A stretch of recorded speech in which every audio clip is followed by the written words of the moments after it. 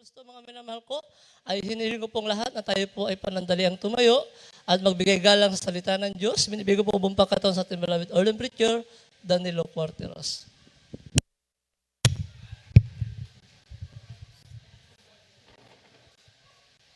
Praise the Lord. God bless you, Glenn. Brother Joey Tarayaw. Tayo ay magkasama na lang sa ating pinakamamahal na Panginoon. Hallelujah. O dakila mga Diyos na makapangyarihan sa lahat. Aming pinakamamahal na Panginoong Hesus. Sa pangunat-dalangin yung hinirang huling propeta sa lahat ng mga bansa, aming kagalang-galang at minamahal na Pastor Wildy Estrada Almeida. Sa oras na ito, sa aking pong pagdadala ng balang mensahe, ikaw malaping magbigay sa akin ng karunungan at maglangis. Buksan mo, Diyos, ang paunawa ng iyong mga anak. Hipuin mo, Diyos, ang mga puso ng bawat isa. At yung dakilang pangalan na aking sinasaway, anumang gawa ng kaaway, demonyo ng hadlang at paglangan lumaya sa aming kalagitnaan. Sa pangalan ni Jesus. Hallelujah, hallelujah. In Jesus' name, in Jesus' name. Praise the Lord. Lahat magsabi, praise the Lord. Palakpakan po natin ng malakas na palakpak ng ating mahal na Panginoon, minamahal. Unang-unang pinakamataas na pagpupuri, pagluwalhati, pagdakila, pagsamba ay sa ating pinakamamahal na Panginoong Jesus lamang. And we give double respect and honor to the man of God, our beloved Noble Evangelist Pastor Wildy Estrada Almeida, and we cherish the blessed memories and teachings of our beloved Noble Assistant Pastor Linus Almeida. Sa inyo lahat, minamahal mga kapatiran, to our beloved visitors and beloved viewers, magandang gabi na po sa lahat. Everybody say, praise the Lord.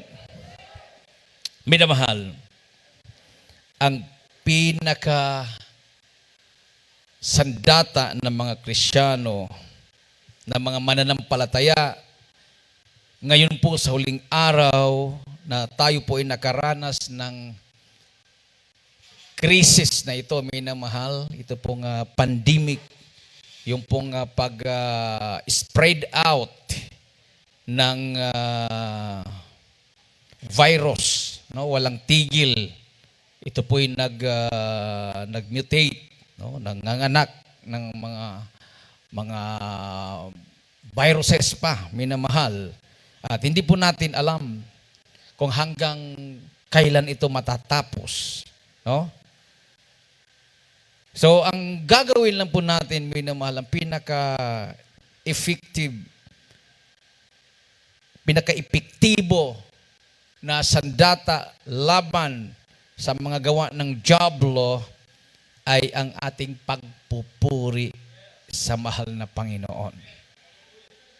Amen. At yan po'y subok na po, minamahal. At yan po'y napapatunayan. No?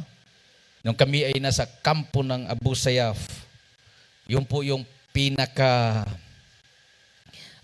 matinding pagsubok na naranasan ng iglesyang ito. Nung ang ating kagalang-galang at minamahal na pastor ay nasa loob ng kampo ng mga kilabot na mga teroristang Abu Sayyaf, no? Hindi po sila nagbibiro. Talagang hindi po kami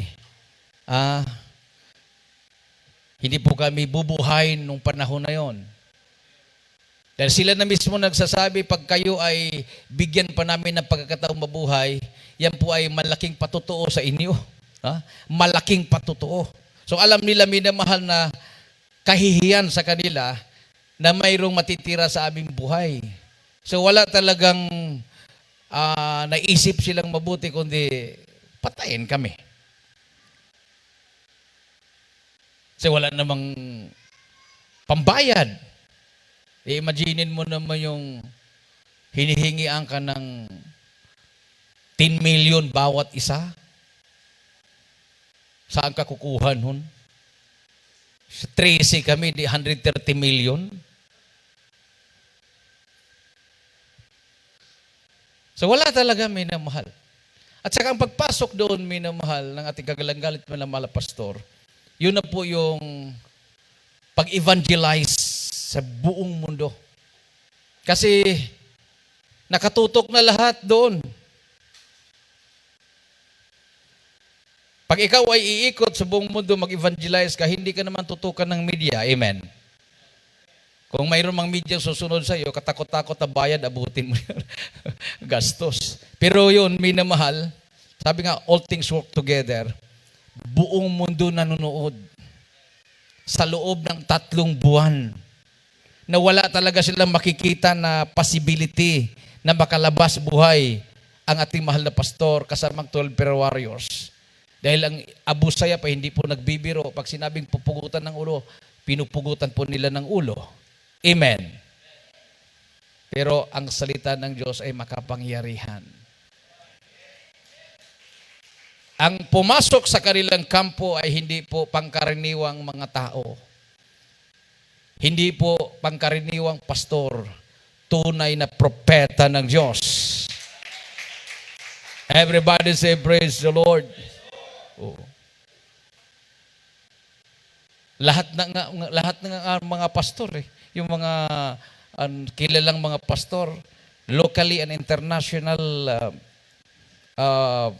congregation or churches, wala po silang paniniwala na makalabas buhay talaga. Kahit ang kinagisa natin ng reliyon, wala po silang paniniwala na makalabas talagang buhay ang mahal na pastor.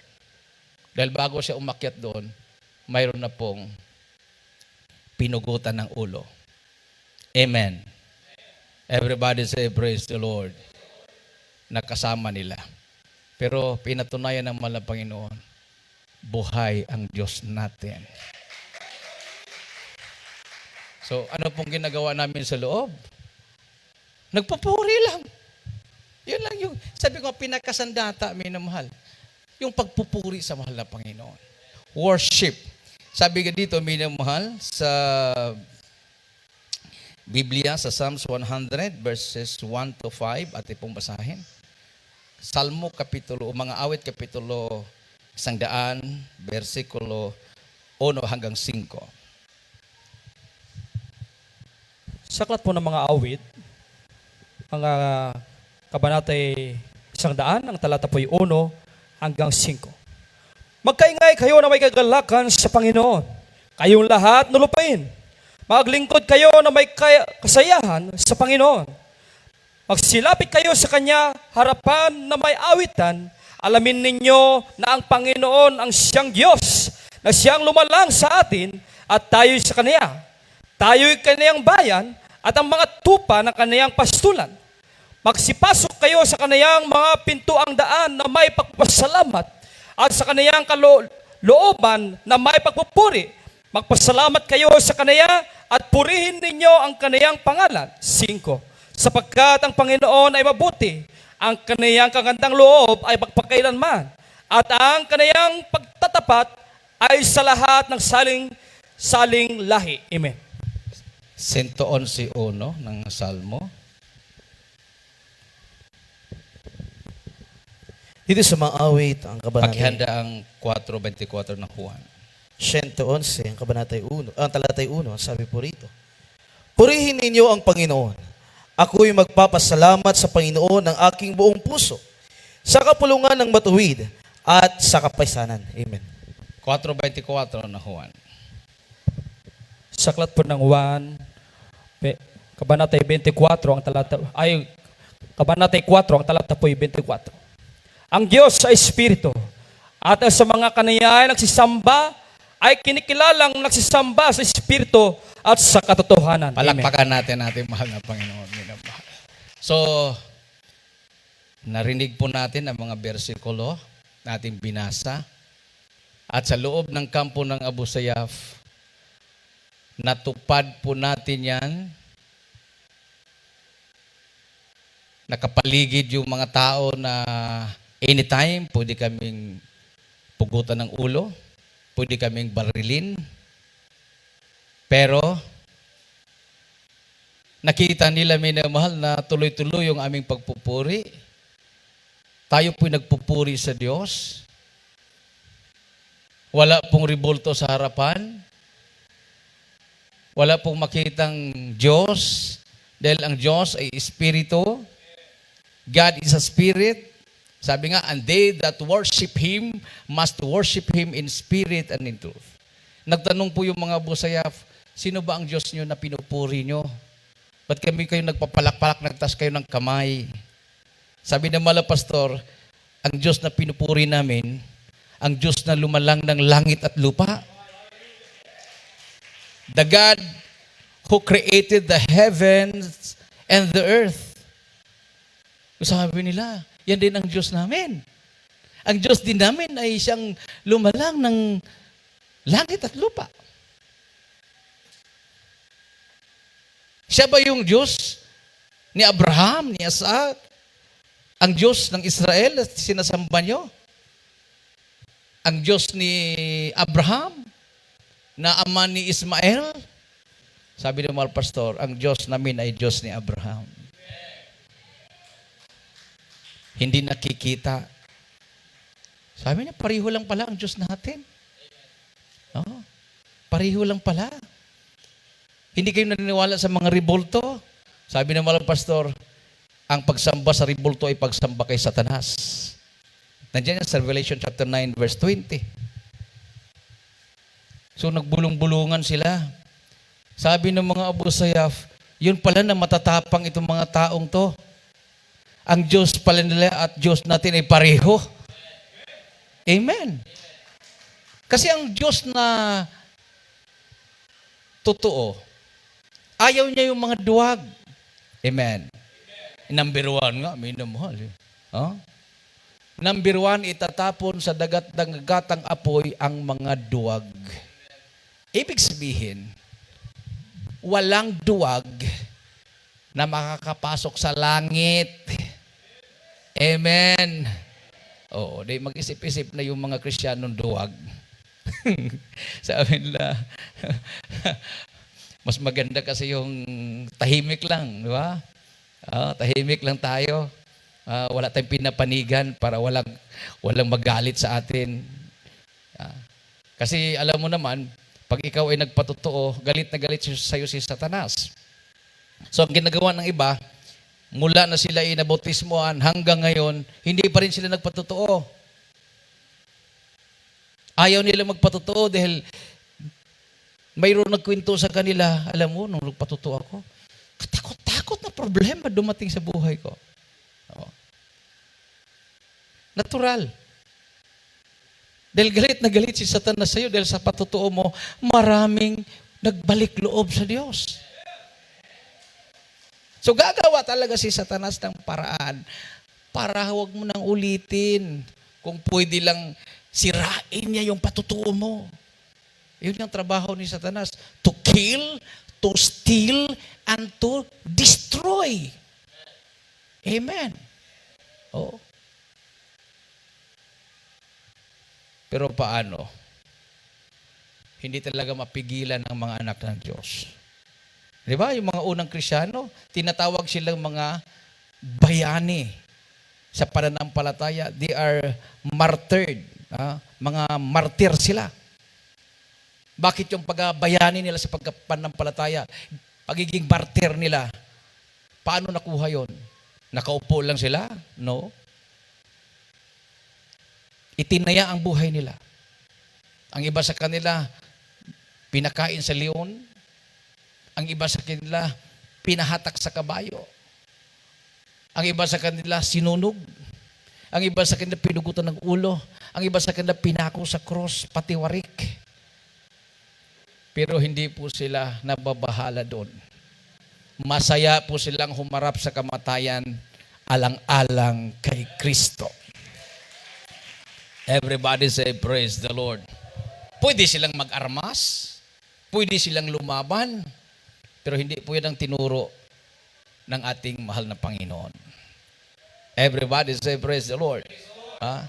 So, ang tunay na mga Kristiyano, yung tinatawag ng mga extremist, no? Extreme talaga yung paglilingkod. Yung mga extremist na Kristiyano, yung mga Kristiyanong kahit kurot, hindi kayang gumawa. Kahit kurot, hindi nananakit sa kapwa. Amen. Kabaliktaran tayo sa ibang reliyon. Pag tinawag na extremist, ayan, nagpapasabog ng bomba, naghahagis ng granada, naglalagay ng bomba sa katawan. Ang tawag noon ay suicide bomber. Oh, tuwang-tuwa naman sila dahil para silang hero, bayani sila. Pag once na isakripisyon ng katawan nila, magpaputok ng bomba sa daming mga tao, sa loob ng kampo ng mga kalaban, ay talaga naman. Sinasabihan sila na diretso ka sa langit dyan. May kukuha sa kanyo sa iyo na puting kabayo. O, tingnan mo. Sabi nga ng mga abuser sa amin, sabi ni Commander Robot, alam namin na hindi kayo takot mamatay. Dahil pag mamatay kayo sa panampalataya ninyo, langit kayo. Kami naman, pag makapatay kami katulad ninyo, langit din kami. So magkita-kita tayo sa langit. O, tingnan mo. Pero siguro, nagkatotoo yung sinabi ni Robot na nasa langit siya. Dahil bago siya namatay, pinuntahan siya ng mga kasama ko, mga prayer warriors sa kulungan, tumanggap siya sa mahal na Panginoon. Umiyak siya. Sabi niya, naniniwala na ako sa Diyos niyo. Dahil kahit pinahirapan namin kayo, hindi namin kayo binigyan ng mabuting treatment sa loob ng kampo ng Abu Sayyaf, pero nandito pa rin kayo, bumisita sa akin, at nagbigay pa ng wheelchair. Pinabigyan ng malapastor ng wheelchair. Habang yung kanyang tinutungtungan, yung parang plywood na may bearing, kasi natamaan siya na sa paa, na hindi na talaga siya makalakad, habang yung sugat niya ay kasi matinding pagkatama habang nag-recover siya, yun ang papatungan niya doon sa loob ng kulungan. Yun ang nakita ng mga kasama ko, mga prayer warriors, kininto kay mahal na pastor. Nahabag ang mahal na pastor, pinabilhan siya ng wheelchair, binigyan siya ng wheelchair. Hindi siya binigyan ng wheelchair ng kasama niya. Sa panampalataya, isang Kristiyano, isang propeta ng Diyos, pastor ng Diyos, ang nagbigay sa kanya ng wheelchair. So ang ginawa niya, nakinig siya ng Ebanghelyo, tumanggap siya, sumunod siya sa prayer. Sinigawan siya ng mga Abu Sayyaf na nandun, nakita siya sa ibang selda. Naggalit sa kanya yung ibang mga Abu Sayyaf. Para bang sa kanila doon, yung ginawa niya, pag-traidor sa kanilang relihiyon. Oo. Nagpalabas pa nga siya ng message kung pwede lang bigyan siya ng pagkataon, magpabautismo siya. No? Kinuha pa niya yung aking number, nasa Cagayan de Oro ko noon, tinawagan niya ako.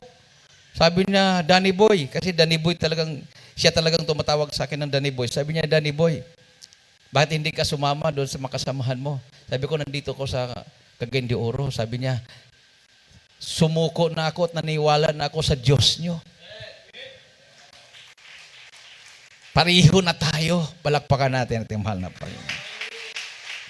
So, pag mayroon pong pagsubok at sinusubukan yung panampalataya natin, minamahal, mayroon pong purpose ang mahal na Panginoon dyan. Para makita nila na ang Diyos natin totoo. Amen? So, itong pandemic na ito, minamahal, itong COVID-19 na yan, na tuloy-tuloy yung kanyang kabagsikan. Lahat na yan. Hindi naman mangyayari yan kung hindi pinahintulutan ng mahal na Panginoon. Kung minsan yung mga Krisyano hindi maunawaan, bakit naman pinahintulutan, Brad? Naapektuhan tayo. Marami na natanggal sa trabaho, ayaw magpabakuna, Brad. Bakit naman ganoon? Ganon ba ang Diyos? Bakit si Shadrach, Meshach, Abednego? Kaibigan naman sana ni Nebuchadnezzar. Nang nalaman ni King Nebuchadnezzar na hindi siya nag-bow down lang Pag tunog lang ng trompeta, mga flauta, mga alpha, anong mga panugtog,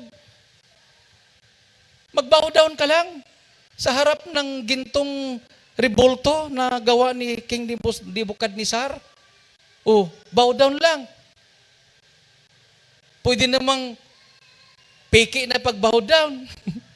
Mag-review ka, Jesus, hallelujah, Jesus. O, di ba? Pero hindi. Hindi talaga nag-compromise si Shadrach, Meshach, Abednego. Pag sabi bow down, nakatayo silang tatlo. Binigyan pa nga ng pagkakataon bilang kaibigan. Shadrach, Meshach, Abednego, kayo pala yan. My best friend. Ha? Bukas ha, magpatugtog ako uli. Bigyan ko kayo ng pagkakataon. Tapos, ipainit ko pa yung hudno. 10 times. 10 times, well, 7 times. 7 times. Eh kung 100 degrees centigrade yung init niya, 700 na. Eh yung 100 degrees centigrade, boiling point yun. Pag kumukulo na yung tubig mo, ayan, 100 degrees centigrade yan, boiling point ng water.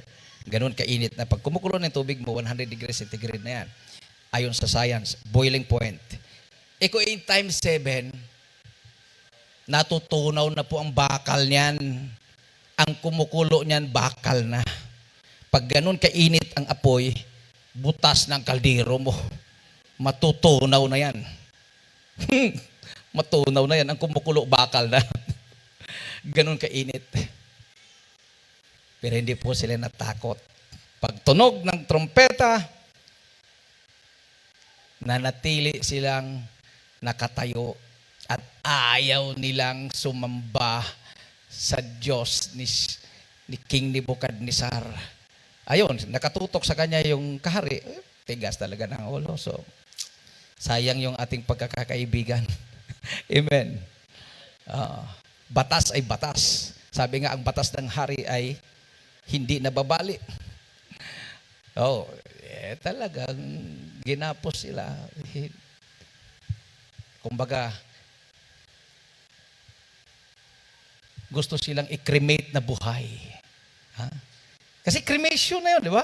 Crematorium na yun. Talaga namang, di ba, yung patay pag i-cremate, abo talaga dun. Maabo. So, i-cremate sila na buhay. Okay lang yung kinikremate ngayon, patay eh. Eh, si Shadrach, Meshach, Abednego, buhay na i-cremate. Baka makakahawa pa kayo sa mga tao ko dito, eh, tigas sa ulo nyo. Tapon sila doon. Sabi ng Biblia, naglakad yung tatlo, mayroon pang pang-apat, dadagdag, ni amoy ng apoy sa buhok, sa damit, wala. Palakpakan natin at yung mahal na Panginoon. Pinalabas sila. Tapos nagbigay ng batas yung hari. Ang lahat na hindi sasamba sa Diyos ni Shadrach, ni Meshach at Abednego, sila yung ihuhulog ko sa hudno. O di, nakumberti si King Nebukadnezar. Amen. Everybody say, praise the Lord. All things work together for good. Amen. Dahil sa pagtayo ng tunay na manampalataya, patay o buhay, sabi ko nga, patay ngayon, patay bukas, parihas lang. Ang importante, sa mahal na Panginoon tayo.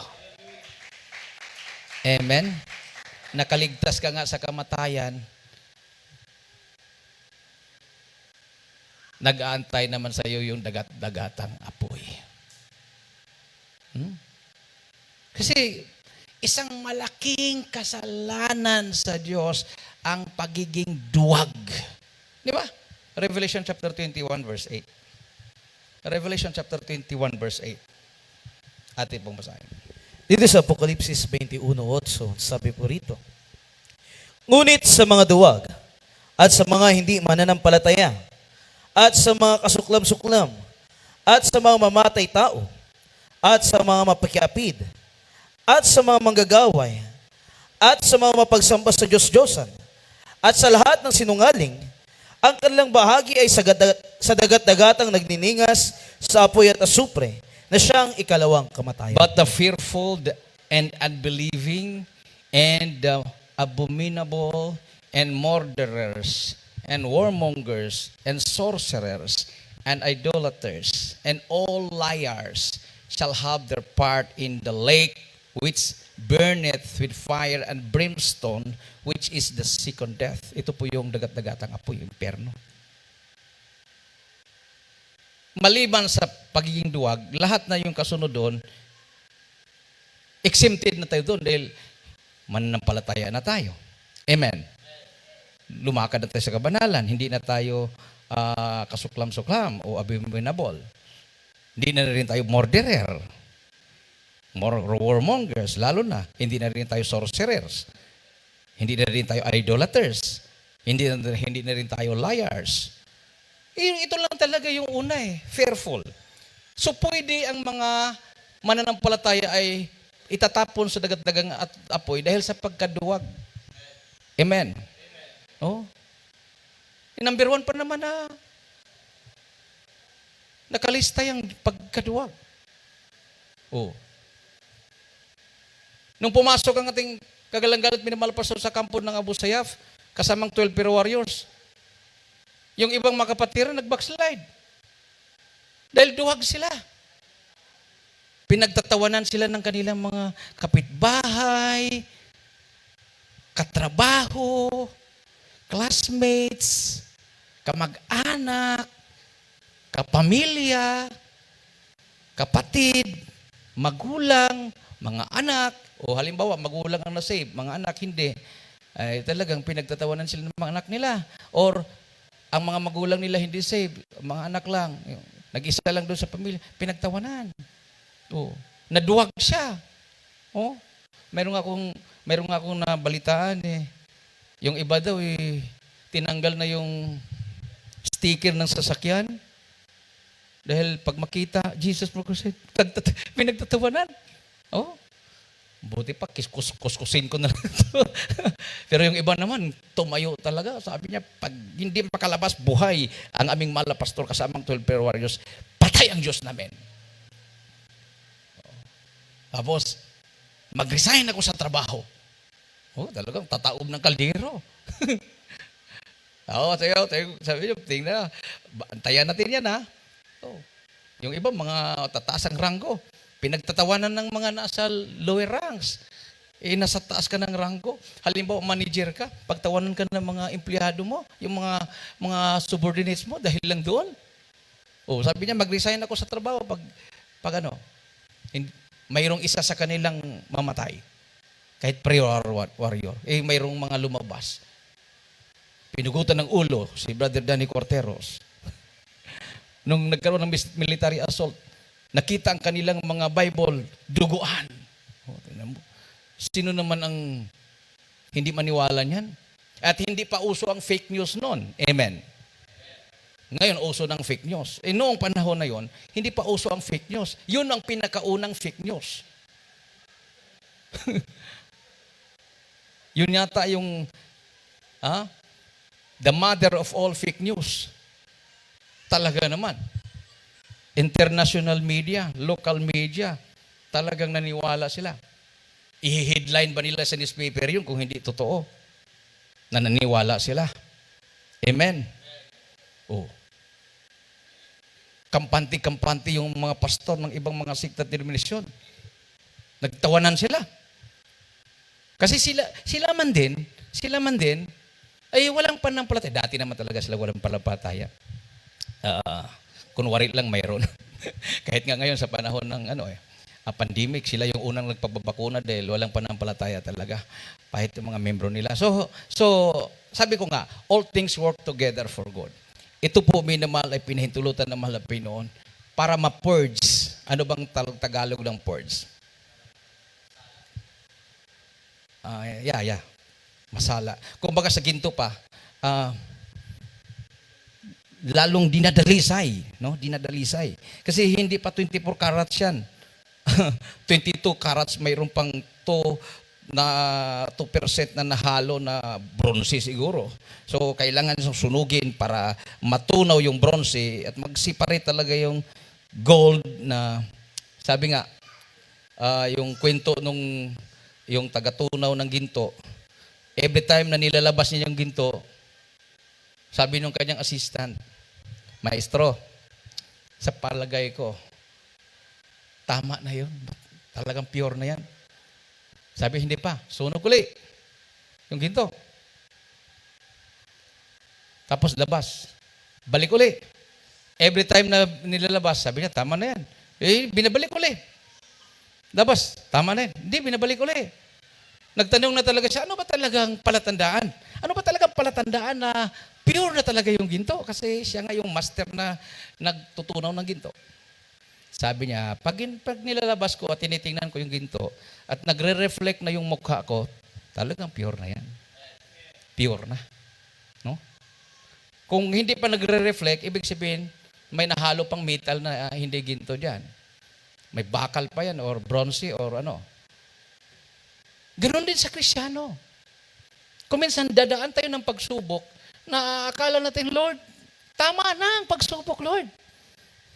Pure na ako. Hanggang saan pa ba ito pagsubok? Mahal na Panginoon, 100% na talaga to. Ang puso ko, 100% na sa'yo. Pure na ako, Kristiyano, Lord. Sabihin ng mga Pinoon, anak, hindi pa nagre-reflect yung image ko sa'yo. Ihinto ka lang pagsubok pag nakikita ko na ang image ko sa'yo. O ano pang image ng Diyos? God is holy. God is love. Oh, lahat ng mga attributes ng mahal na Pinoon dapat pala magre-reflect sa atin. Amen? Everybody praise the Lord. God is powerful. Amen. God is full of mercy. Kung hindi ka marunong maawa, ay hindi pa nag-reflect ang karakter ng Malapino. Sabi nga niya, gagawa siya ng tao. Kawangis niya. Ano ba yung kawangis niya? Hindi pong literal yun na, siguro Brad, kamukha ko kasi gwapo ako. Hindi yun. Kasama din sa figure, may mata, may ilong, ganyan. Pero iba yun. Ang mahal na Panginoon, mayroon siyang karakter. Yun yung tao na ginawa niya. A sinless man. A holy man. A perfect man. Amen. Nagkaroon lang ng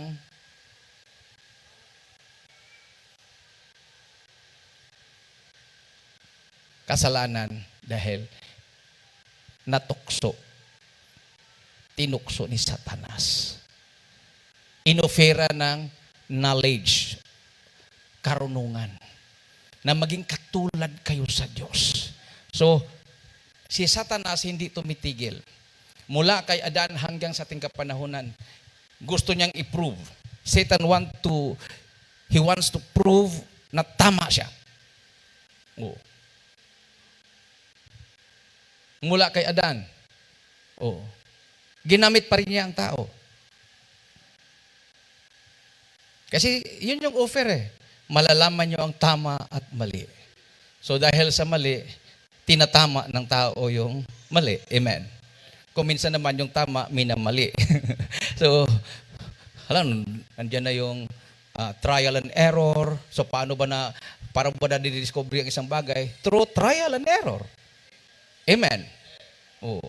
Paano lumutang yung barko, paano lumipad yung eroplano, sa pamagitan ng experiment yan. At pag nagawa na yung isang bagay, sabi niya, tingnan mo, puro kayo Diyos-Diyos dyan. Kayang gawin ng tao kahit walang Diyos. May talento ka. Sabi nga ni Satanas kay Kristo nung ang Diyos ay nagkatawang tao, gawin mong tinapay yung bato. Kung ikaw nga ay anak ng Diyos. O sabi ng Malapit noon, ang tao ay hindi mabubuhay sa pagkain lang o sa tinapay. Nabubuhay pa rin ang tao kahit salita lang ang namahal na Panginoon. Amen. Napatunayan ng mga pastor yan. 3 months bago siya pumasok, 40 days fasting, day and night, walang pagkain, konting tubig lang. Pagpasok sa kampo ng Abu Sayyaf, 3 buwan. Pag pinapainom ng tubig, sinusuka pa. Paano nakasurvive yun?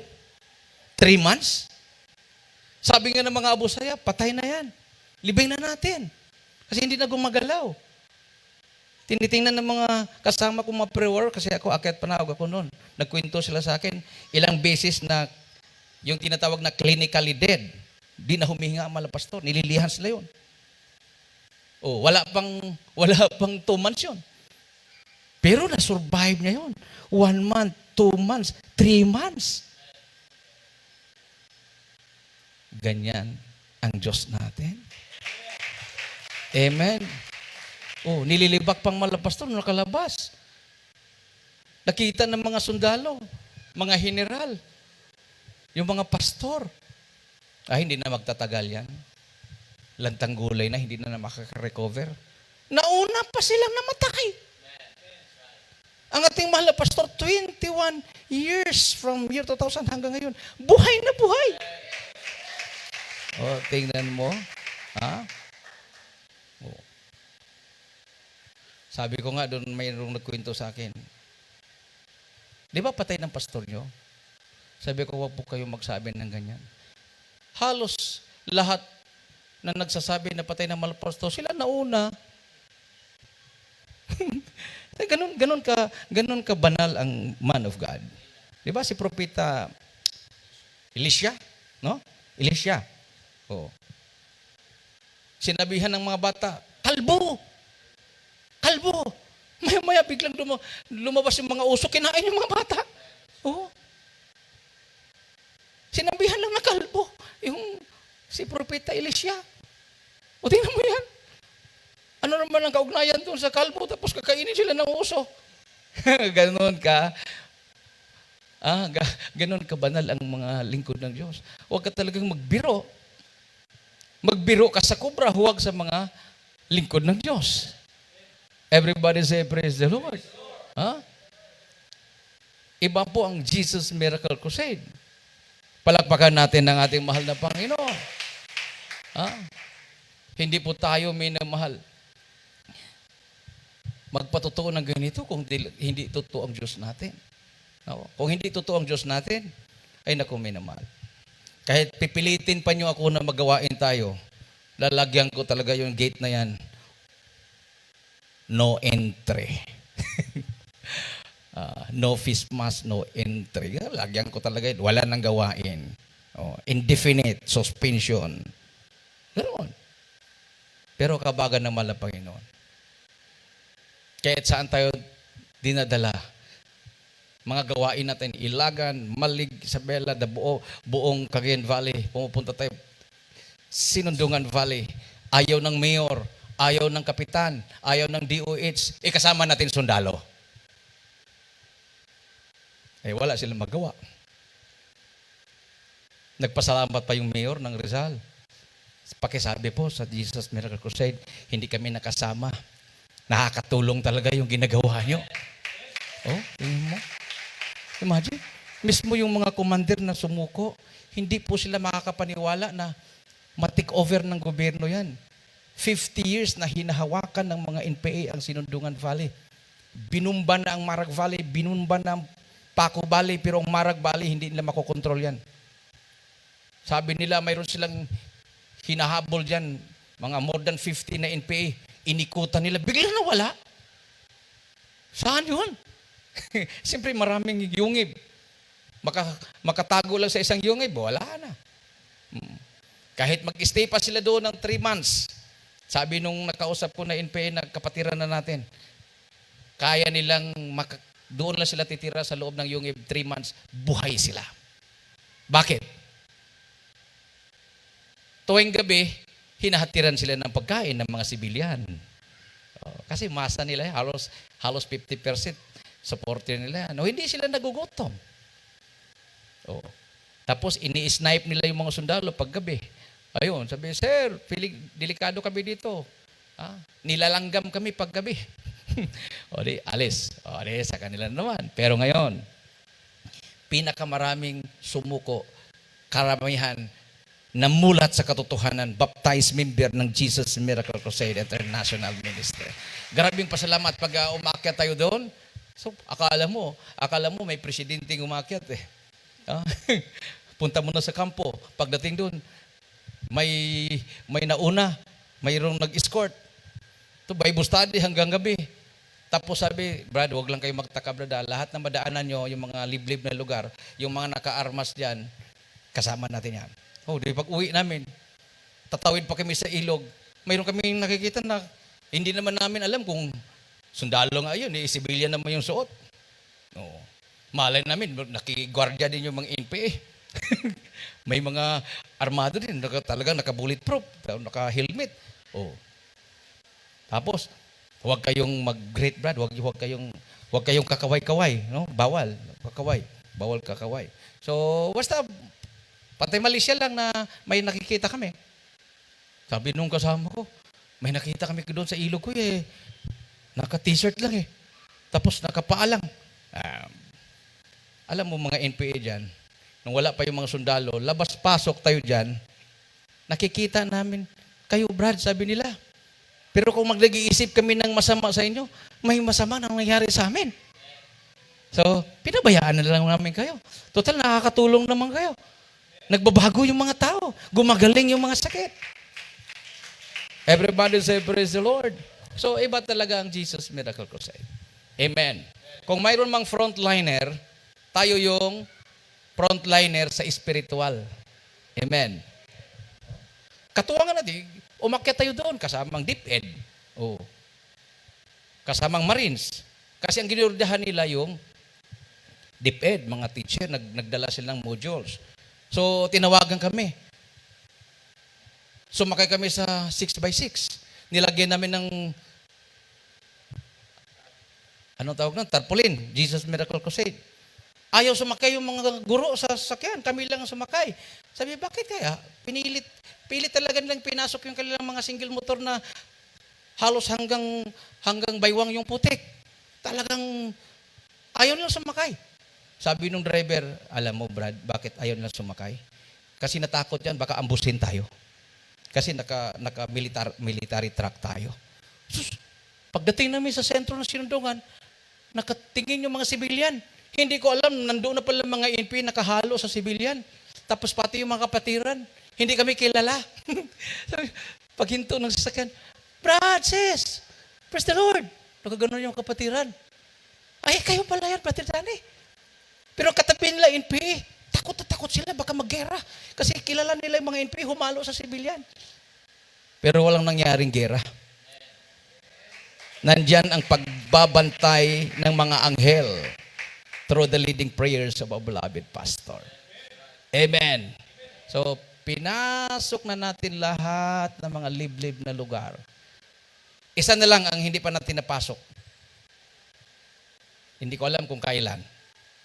Yung dito sa may San Mariano, pagitan ng Palanat San Mariano, pinaka-central, sentro-gravidad daw yan. Pinaka-sentro ng New People's Army. Sabi ng mga sundalo, nagtataka sila. Wala daw silang nabalitaan na sumusuportan ng mga businessman sa Cagayan Valley. Pero nakakabili sila ng mga high-powered na armas. Oh. 6 nga yung machine gun, M60 machine gun. Tapos 5 satellite camp, puro machine gun yan. Mayroong machine gun. Tapos pinaka-main camp, may machine gun din. O, tingnan mo yan. Sabi nila, hindi daw basta-basta mapasok, sabi ng mga military. Pag-atakihin nila yan, 3 days or 3 weeks. 3 days maglakad.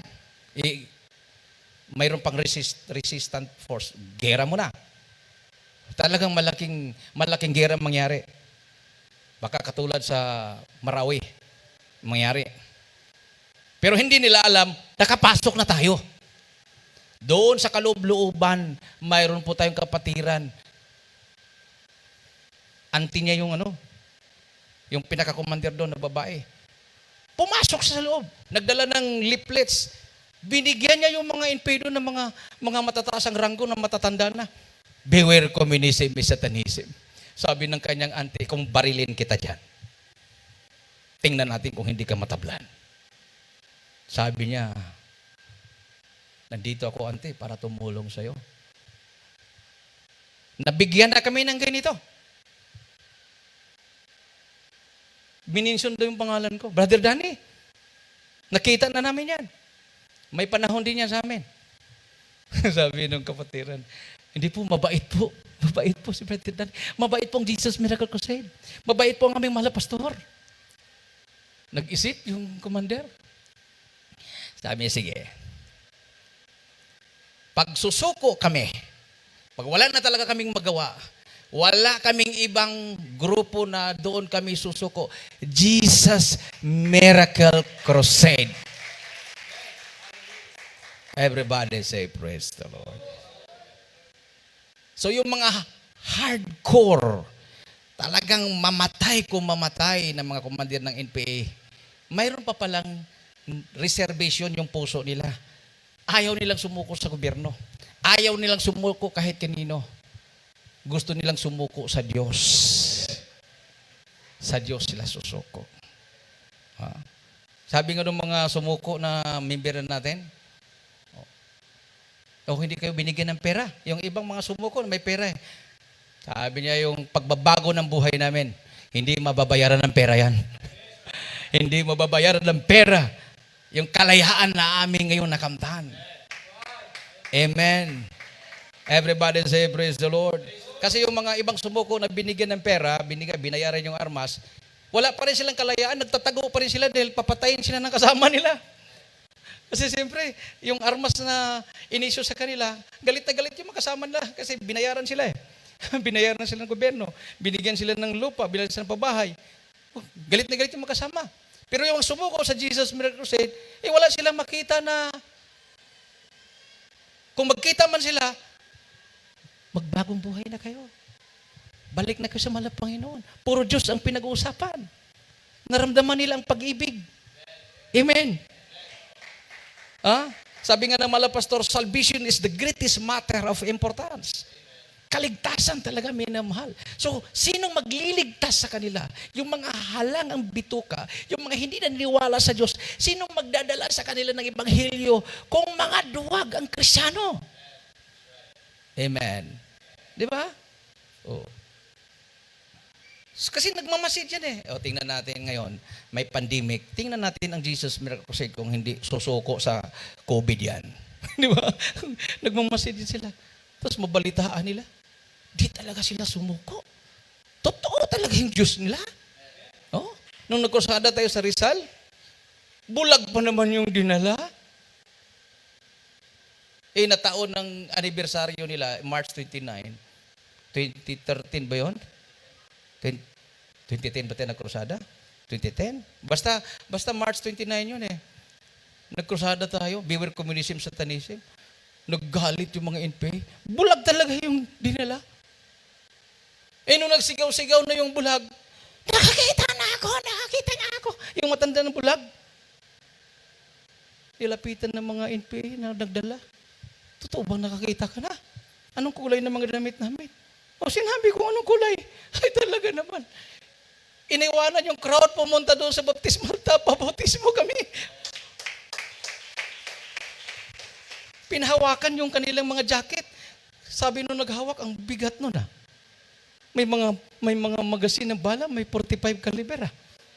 May granada pa. Pinautismohan. Nagsalita yung nagpatotoo, wala nang tao sa crowd nandun. Yung mga sisters, yung mga brother. Baka maubusan ng tubig, takot sila, baka mawala ng power sa tubig. Gusto lang mauna. 3 yung pumasok sa baptismal tub. Sis, sabay na kami, sis, baka maubos yung power.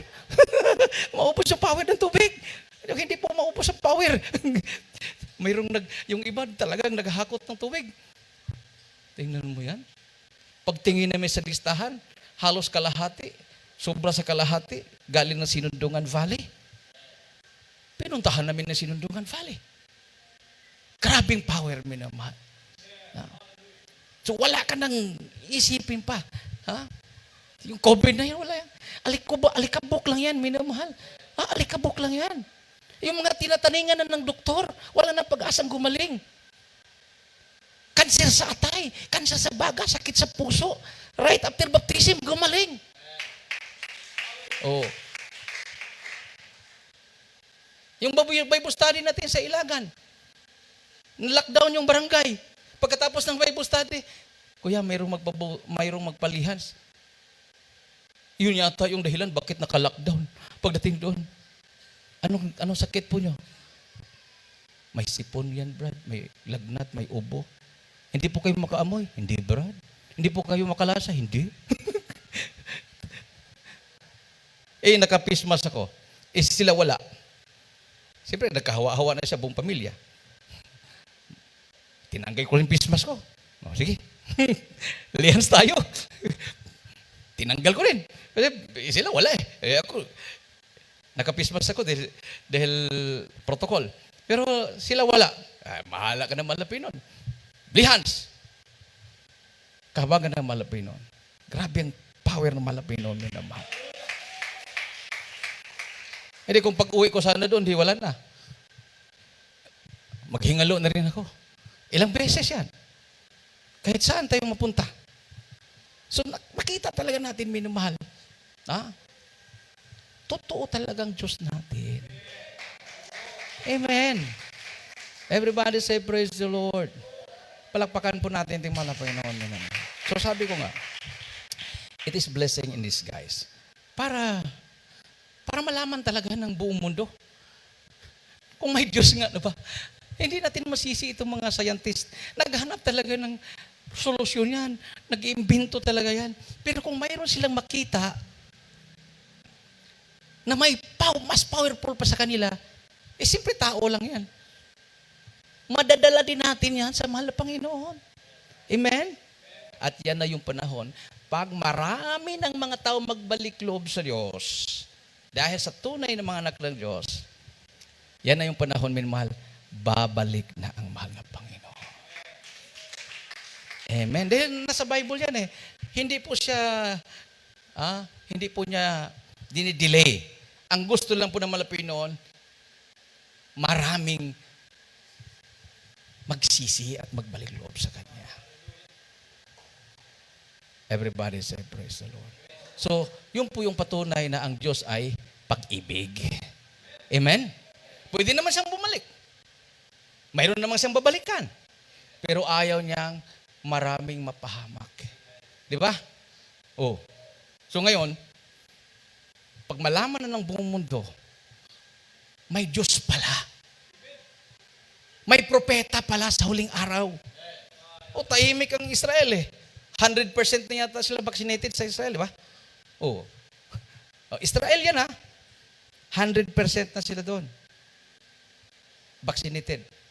Ganon din ang Middle East. Galing Middle East yan Kulang daw ang tao doon. Bakuna, walang problema. Libre. Mamili ka kung anong brand. Ipaturok sa'yo. Walang bayad. Ibig sabihin, halos buong mundo, kahit ang Amerika, ang California, 40 million yung population, 39 million na yung vaccinated. Kahit sa Canada, sa Australia, China.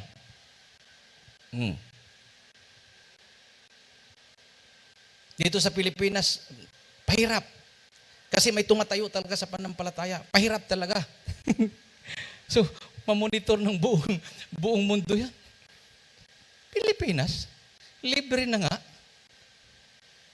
Tapos ayaw pang magbabako ng mga tao doon. Anong klase yung mga tao dyan? Kami nga dito sa Amerika, sa Australia, sa Russia, China, Israel, Pilipinas. Mga mahihirap na mga tao dyan. Dapat sila yung nauuna dyan. Libre pa yan. Ayun, lulutang. May Diyos kasi mga tao dun. Amen. Everybody say praise the Lord. Maliban lang sa mga gaya-gaya, mayroon talaga gumagaya-gaya sa atin. Pahamak sila doon. Tayo, may patunay tayo. Almost more than 1 year na tayo. Ito, buhay. Nagliligtas pa ng kaluluwa. Lalong dumadami pa. Amen. Amen. Yung mga nabakunahan na ng hina na pumunta dito ng baptismo. Bumalik yung kanilang kalakasan. Everybody say praise the Lord. Exodus 15:26, last verse.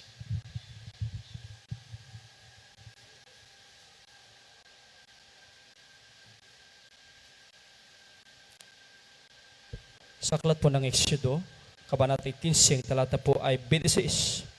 At sinabi, kung iyong titingin ng buong sikap ang tinig ng Panginoon mong Diyos, ay iyong gagawin ang matuwid sa kaniyang mga mata at iyong titingin ang kaniyang mga utos at iyong gaganapin ang lahat niyang mga panuntunan, ay wala akong ilalagay na karamdaman sa inyo gaya ng nilagay ko sa Efeso, sapagkat ako ang Panginoon na nagpapagaling sa inyo. Amen. Everybody say praise the Lord. Siya pa lang naglalagay ng karamdaman sa mga Ehipsyo. Amen? Oh, pero sabi niya sa mga pinili niya, chosen people of God, wala akong ilalagay na karamdaman sa inyo. Oh, tingnan mo yan. So Christians, sabi dito minamahal, must worship in spirit and in truth. Scriptural expressions of worship include private devotions. Private devotions. Ano po to? Hindi lang po ito public devotion po to. Public gatherings. So mayroong tinatawag na private devotions sa bahay nyo. Ha? Instead na makatutok lang kayo sa television, tutok kayo sa mga cellphone nyo, halos hindi kayo matulog, nanonood ng Netflix. Inubo na yung iba sa kapanood ng Netflix. Sa pagpupuri, hindi nyo wala kayong private devotions. Ha? Magkaroon po kayo ng private devotions. Mayroong tinatawag na group worship, praising with loud noise, singing, playing musical instruments. That's all worship. Praying aloud, raising hands, clapping hands, weeping, iyak, dancing before the Lord. Lahat na yan ay worship. Amen. Everybody say, praise the Lord. Sabi, Brad, wala akong panahon kasi, Brad, kasi busy ako sa trabaho, No? Nagtatahi ako, Brad. Nagtitinda ako o anumang trabaho, nagtatricycle driver ako, Brad. Bakit hindi ka ba makapagkanta-kanta kung ikaw ay nagtatricycle driver? Pwede naman. Amen. Oh. Basta ang puso mo, isip mo, kumakanta sa malapinoon. Oh. Naghuhugas ka ng plato, I live for Jesus, day after day. Di ba? Amen. Oh. Yung iba naman, nasasawa na. No? Nasasawa na sa trabaho niya. Tagahugas ng plato halimbawa sa isang kainan. Instead na si Kristo lang ang buhay ko, ganito lang ang buhay ko, magpakailanman.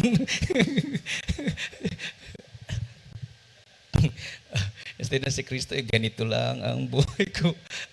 Nasawa na yata sa kanta Nasawa na sa trabaho niya. Pasalamatan. Amen. Wala kang trabaho, may mag-hire sa'yo. Huwag mo na tanongin kung may magkano isahod. Trabaho ka na. Amen.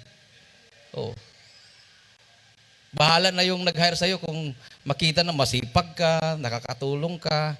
Bahala na siya magsahod sa'yo. Papaluin naman yan kung underpaid ka Hindi naman you are not worthy ng sahod na yan. Halimbawa, kumita naman siya ng 10,000, sinahuran ka lang ng 100, magalit naman na Pinoon doon.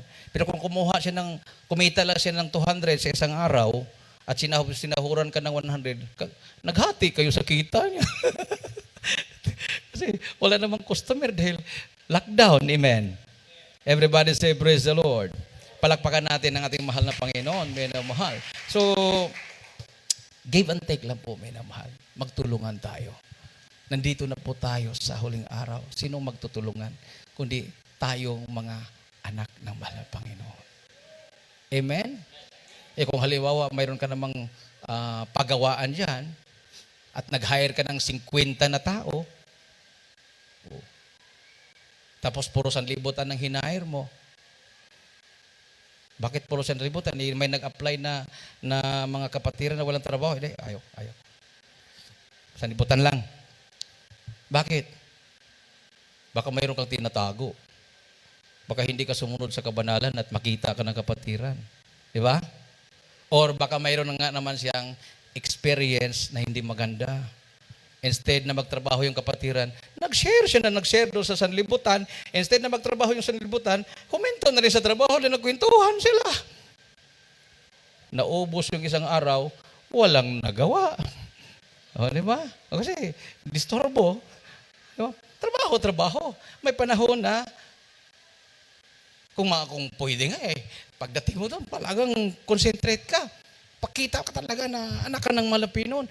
Marami kang output. Ako noon, nung nag-aaral ko ng college, nag-summer job ako. Tapos, plansa kami, di kuryente yung plansa namin. Parang dextrose, pinipisit mo, ganun lang. Mayroon kaming target. Sa isang minuto, makaplansa ka ng 2. So, ibig sabihin, sa isang long sleeve, 30 seconds lang yun na iplansahin mo yun. Hindi pa ako masyado. Inikutan ako ng mga opisyal doon sa factory. Kasi gusto ko yung pulido ba? Sa isang minuto, isa lang yung matapos ko. Samantala yung makasama ko, 2 natatapos nila within 30 seconds. Isa lang natapos ko. So, sabi niya, okay naman yung gawa niya kasi pulido. Pero, kailangan kasi natin pabilisan. Piniparinggan pa ako. Paano kayo pabilisan? Nung natuto na ako, sige pabilisan. Ganun lang pala. Oh, ganun lang. Oh, pabilisan. Nagtanggalan ng trabaho. Tanggal lahat ng mga kasama ko, ako lang naiwan. So, ang ibig sabihin, magaling ko magplansa. Sabi nung supervisor, hindi. Walang magpaplansa ngayon. Doon ka sa karton, yung maglagay ng tali. Oh. Tinanggal. Hindi ako tinanggal. Talagang 1 week yun. Pinareport ako, taga-tali. Taga-tali ako. Wala namang nagpaplansa. Pinagpala ako. Taga-tali ako. Bakit kaya? Taga-tali ako. Yung pala, yung mga kasama ko, mga magnanakaw pala yun. Nahuli ko na nagtatago sila ng mga long sleeve yung silalim. Nakita ko talaga. Sabi ko sa supervisor, ma'am, mayroon pong nagtago ng ano. Saan? Sa ilalim ng plancha. Sinilip na. May long sleeve na. Tapos bago sila labas, punta sa CR, ilagay doon sa ilalim ng sambo, basta ilagay. Tapos pagdating sa security guard, nakatimbre na. Pagdating sa security guard, pinahubad talaga, nakita yung long sleeve. Yung pala, lugi sila. So, kailangan pa rin minamahal yung mga anak ng Diyos. Pagtanggalan man sa trabaho, nananatili ang mga anak ng Diyos. Dahil ang mga anak ng Diyos ay nagdadala ng pagpapala sa isang company. Amen. Everybody say, praise the Lord. Oh, kahit anong gawin nila, hindi lang matanggal-tanggal ang mga anak ng Diyos dahil ang mga anak ng Diyos hindi corrupt. Amen. Awitan po natin mahal na Panginoon, minamahal. Hallelujah. So huwag po tayong matakot. Fight a good fight of faith. The just shall live by faith. Basta ang importante, masipag ka lang sa tinatrabahuan mo, dedicated ka sa trabaho mo, ipanalangin mo yung supervisor mo, ipanalangin mo yung namumuno sa inyo, ipanalangin mo yung mayor mo, ipanalangin mo yung governor mo, ipanalangin natin ang ating presidente. Di ba? Oh. Panalangin natin mga sundalo, isama natin sa panalangin araw-araw. Sama-sama natin ipanalangin yung mga kapulisan, yung ating mga frontliners, yung mga nagpositibo sa COVID, isama natin sa panalangin na sila ay makarecover at matapos na itong pahirap ni Satanas sa mga tao. The God of this world, si Satanas, siya ang author ng kaguluhan, ng karamdaman, ng kahirapan, ng gutom. But our loving God will bless us abundantly. Pagalingin ang sakit mo, babaguhin ang buhay mo. Hallelujah. Praise the Lord. Glory to Jesus. Itaas pong ating makamay, minamahal. Hallelujah.